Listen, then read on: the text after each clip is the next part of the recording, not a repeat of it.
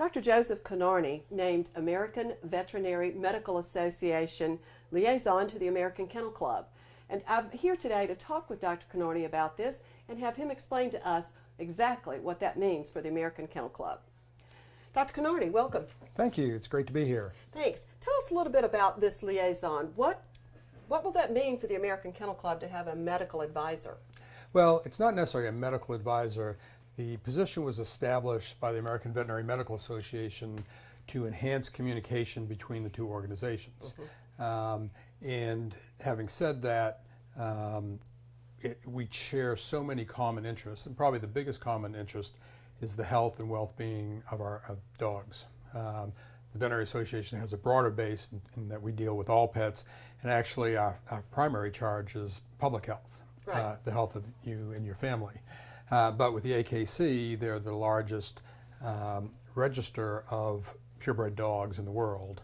And with them, they also have a health foundation.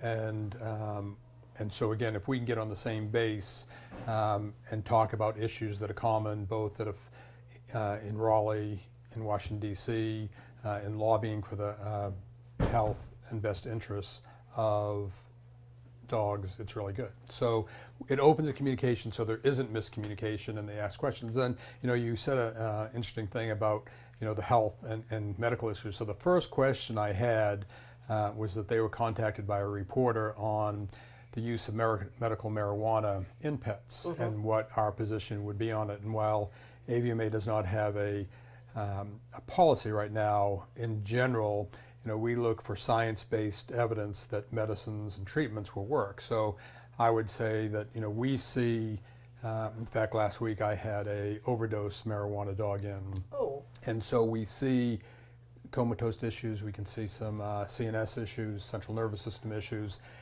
in dogs that have taken it. So there's not a dose, and then more importantly, there's not an outcome assessment of what happens in particular diseases like cancer, like arthritis. Will this help or will this not help? So if it were legal, and if we were in a state where it was legal, and science has shown that it would be efficacious, then it would be something we'd endorse. Right now, we have none of that.